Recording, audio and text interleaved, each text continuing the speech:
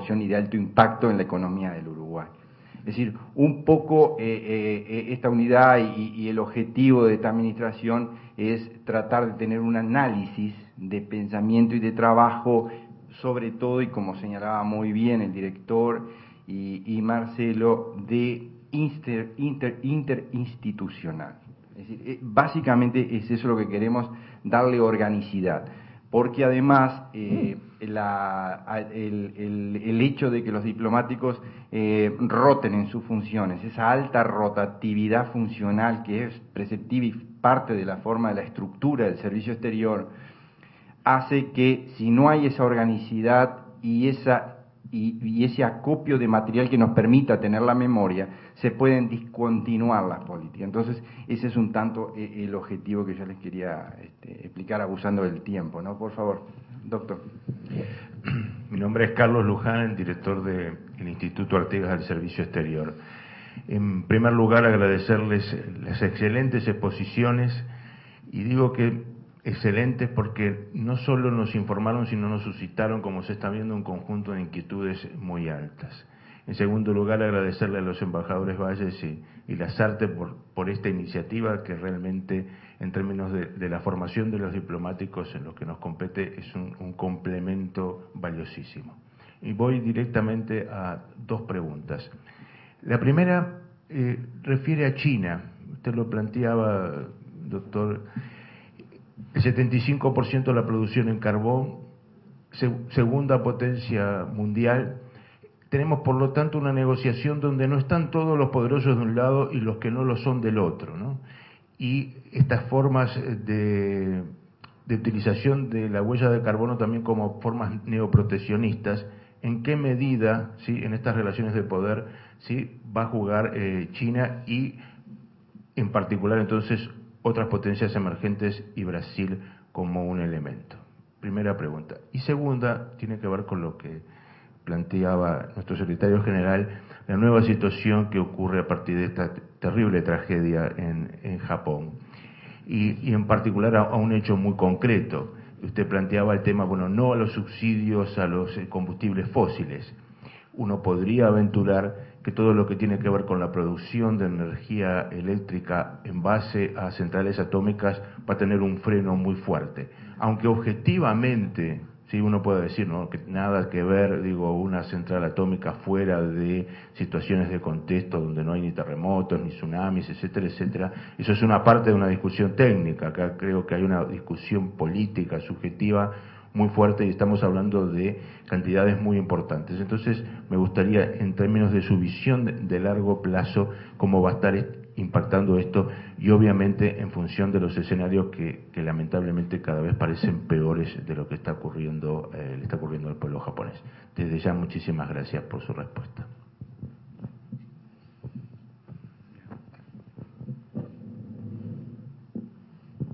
Esto se está poniendo muy entretenido. El tema China. Yo creo que la década que concluyó, 2001-2010, va a pasar a la historia económica como una de las más espectaculares en términos de cambio drástico en la matriz de intercambios comerciales y de distribución del poder en la economía mundial. El dato China, ¿no es cierto?, se transformó en un tsunami en la economía mundial. Yo me acuerdo que yo salí del gobierno de Chile por ahí el diciembre de 2004. La última tarea que me tocó fue las tratativas para iniciar la negociación del TLC con China, Chile-China. Y por lo tanto me fui a CEPAL con China en la cabeza, consciente de todas las proyecciones, repercusiones que esto iba a tener. Y transmití mucho sobre el tema, y claro,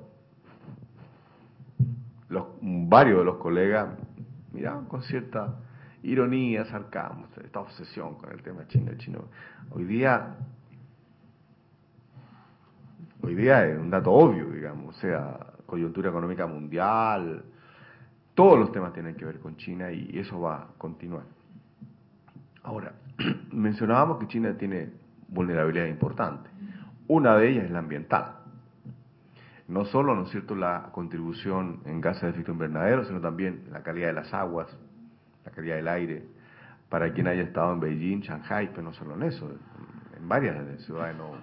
Chengdu, Guangdong, todas las ciudades industriales grandes, los niveles de contaminación son inimaginables, inimaginables. La calidad del agua ha generado muchas protestas, rebeliones populares que en Occidente se conocen poco, pero que ahí están. Entonces, eso hace que las autoridades chinas, que privilegian más a largo plazo que nosotros, tienen muy claro que hay un tema a resolver. No solo por la calidad de vida de los ciudadanos, sino también porque eso se está transformando en una desventaja competitiva para China muy grande. Y más temprano que tarde, China, que iba a ser abordada, entre comillas, por el tema laboral, ¿no es cierto?, el vínculo entre trabajo y derechos humanos, el foco empieza a desplazarse hacia este tema, cambio climático. El tema laboral empieza gradualmente a perder presencia porque si ustedes miran las cifras, el año pasado, el año 2010, el salario mínimo aumentó, dependiendo de las provincias, porque esa es una tarea descentralizada, entre 20 y 25%. Y porque la succión que hacen las transnacionales de población del interior ha sido tan importante que en las zonas en la zona de la costa, ¿no es cierto?, cerca de Shanghái, ya empieza a haber escasez de mano de obra. Y eso está haciendo que algunas industrias más intensivas de mano de obra se estén desplazando a Vietnam, a Bangladesh y a otras zonas. Entonces ya el tema de China, proveedor infinito de mano de obra barata durante décadas, eso ya se está acabando. Pero claro, el otro tema, el del cambio climático, es de más largo aliento.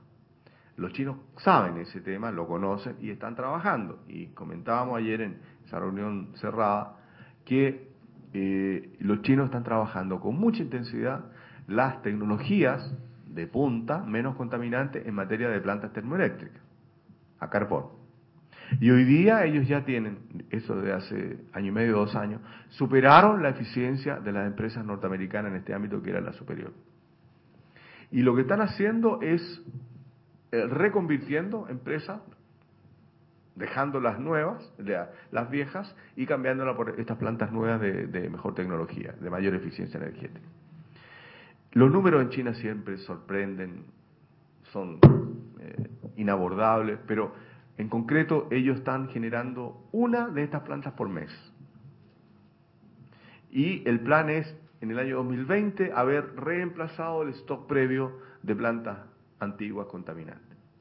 Y no solo eso, producto de ese trabajo de innovación, de inversión, también apuntan a convertirse en exportador de esta tecnología, y ya lo son en varias de las tecnologías, en varias de las bienes de capital, maquinarias asociadas a energías renovables. Por lo tanto, es un tema que allí lo están trabajando. El cómo sea abordada China en esta temática es de muy difícil respuesta, porque el argumento de la autoridad de China es que ellos siguen siendo un país en desarrollo. Y claro, son la segunda economía mundial medida a nivel de Producto Interno Bruto. Y van a ser la primera, decía Goldman Sachs en el año 2050, pero Goldman Sachs ha venido anticipando, modificando su proyección y ahora van en el año 2027, que va a superar el PIB de Estados Unidos. Pero si uno toma el PIB por habitante, bueno, el PIB por habitante es una fracción muy, muy pequeña de lo que es el promedio de América Latina. Entonces, ¿qué es lo que prima? ¿El PIB o el PIB por habitante? Y claro, uno lee en la prensa que hay muchos multimillonarios chinos, sí, es cierto, pero todavía hay 800 millones de chinos que viven en zonas rurales casi en el siglo XIX. Entonces, al final el argumento chino, trátame como país en desarrollo, tiene mucha legitimidad. Pero claro, ese argumento importa poco en los foros internacionales cuando hay sectores industriales, manufactureros que se están viendo desplazados por la competencia china. Por lo tanto, final abierto, no sé cómo se va a tratar esta temática. China va a tratar de ser parte, por cierto, de los países en desarrollo en ese debate, pero difícil el pronóstico.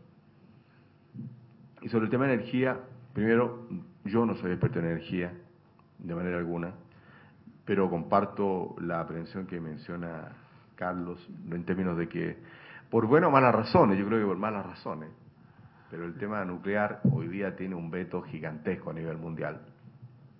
Y va a ser muy difícil recomponer la situación, muy difícil. Entonces uno dice, hagamos el ejercicio solamente. ¿Qué pasa si yo, en la ecuación energética, elimino las plantas nucleares? Bueno, queda una brecha energética brutal, particularmente en Europa y en Estados Unidos. Hay países en Europa donde el 70-80% de la energía es provista por centrales nucleares. Entonces, la posibilidad de eliminar eso no existe. No existe. ¿Cómo se lidia con aquello? Difícil. Un tema político de la mayor complejidad. Pero también es cierto que si uno mira hacia el lado verde, hacia las tecnologías renovables o las fuentes renovables de energía, esas no dan el ancho en la actualidad. No permiten suplir a la energía nuclear. Ni por costos, ni por capacidad tecnológica. Por lo tanto, el mundo tiene una dificultad que tendrá que abordar. Y a estas alturas, claro, energía y cambio climático van muy ligados. Ojalá que esta tragedia en Japón estimule avances en la agenda de cambio climático, que está tan ligado al tema de la energía. Una forma más negativa de ponerlo es, si no aprendemos con estas tragedias a colocar los temas acuciantes en la agenda global, bueno, ¿qué tendrá que pasar? El tema de los subsidios es delicado, ¿no es cierto? Porque aquí estamos en el mundo al revés. Según la Agencia Internacional de Energía, el mundo subsidia, sí, efectivamente, las tecnologías de energía renovable, pero subsidia mucho más la energía de combustible fósil. La relación es 5-1. En el mundo se subsidia 5 veces más el petróleo que las otras energías. Debería ser al menos al revés. Y claro, es fácil decirlo, de nuevo, pero hay poderosos intereses detrás de esto, poderosos intereses, que hasta pueden significar guerra y todo aquello. Así nos lo enseña la historia. Por lo tanto, aquí hay un tema global de toma de conciencia, y desde ese punto de vista, la sociedad civil organizada, los medios de comunicación, los partidos políticos, deberían colocar estos temas con más urgencia en las agendas nacionales, regionales y globales. Mientras se le da al señor allí, Ramiro, yo quería hacerles un comentario. En el año 2008 estaba acreditado en Corea, recibimos por primera vez una visita presidencial y porque aquí en Uruguay hay una ley que prohíbe el uso de la energía, a pesar de que nosotros recibimos energía, parte de nuestra energía es proveniente de energía nuclear, pero el Uruguay en sí tiene una normativa legal en ese sentido contraria, hay que derogarla. Y había todo un interés de desarrollar, incluso después tuvimos una visita de diputados, de representantes nacionales de los distintos países que fueron a Corea y después fueron a Japón y estuvieron en esta planta de Fukushima. Me acuerdo que uno después contaban que se había medio desmayado por, no sé si la impresión o el susto, vaya a saber. Pero recuerdo que en ese proceso informativo que nosotros básicamente procuramos para ir alimentando todo un nuevo conocimiento, para que luego se formó una comisión en el 2008 de todos los partidos políticos a los efectos de analizar el tema. Decían los ingenieros en los cuales me entrevisté, los ingenieros nucleares, que el gran desarrollo de Corea, que tiene 21 reactores atómicos, es la sexta potencia mundial y pasó a ser la 13ª economía del mundo, decían que se debía justamente a la energía nuclear, que en ningún momento por energías renovables o naturales se podía llegar al nivel de desarrollo que logró en un periodo tan corto un país como Corea.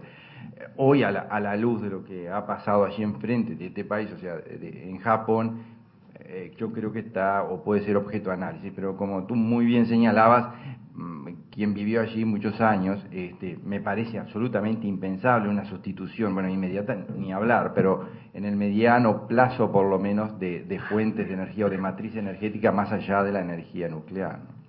Señor. Sí, buen día. Mi nombre es Gonzalo Becoña. Yo trabajo en el Plan Agropecuario y actualmente coordino el trabajo de huella de carbono en ganadería, o en la cadena cárnica, mejor dicho. Y bueno, creo que es una temática muy importante la que estamos tratando hoy, máxime cuando los productos de exportación del Uruguay, la carne vacuna es uno de los principales, así como los productos lácteos, como el arroz. Que bueno, que se haya comenzado este tipo de trabajo, visto y considerando las exposiciones que hicieron, es un tema que a futuro se va a tratar con más énfasis. Las preguntas que, bueno, un poco comparando lo que son nuestros sistemas de producción en Uruguay, sabemos que son más extensivos, por llamarlos así, que otras partes del mundo. Por lo que la huella de carbono genera un poco de dudas hasta qué punto puede ser una ventaja competitiva para el Uruguay o no, debido a que las emisiones por unidad de producto, debido a la baja eficiencia, pueden ser mayores que países más intensivos, cuando si bien las emisiones por unidad de superficie doblegan los países intensivos contra los países sudamericanos o en desarrollo, como se nos llama. La pregunta es que en ese estudio de huella de carbono, cuando se incorpora la fijación de carbono, que bien el señor Lafleur mencionó, puede reducir sin duda lo que es la huella de carbono de nuestros productos. O sea, ahí va la primera pregunta al señor Lafleur. ¿Qué piensa él en las metodologías? ¿Cómo puede encajar el tema de la fijación de carbono en ese estudio de huella de carbono que hoy no se toma? Cuando se hace el estudio de huella de carbono, lo que es fijación no se toma. Y la segunda pregunta va dirigida al señor Rosales, que creo que es muy importante que hoy que estamos metidos en esto y Uruguay como país exportador, el hecho de estudiar las metodologías de estudio. Hay muchos países que hasta dónde van los destinos, hasta dónde es, como se dice hoy, desde la cuna hasta la tumba, el estudio del ciclo de vida. ¿Cuál sería la tumba? Digo, ahí sabemos que China tiene sus problemas, como produce mucho, no quiere hacerse cargo de lo dejan en el puerto de llegada y hasta ahí va. Hoy nosotros estamos dirigiendo el estudio hacia ahí, pero creo que es importante que Uruguay, que hoy está metido en este contexto, ¿qué está haciendo la CEPAL respecto a inclusión de los países latinoamericanos en los estudios de metodologías de estudio? ¿Y cómo podría insertarse Uruguay en esas metodologías? Gracias.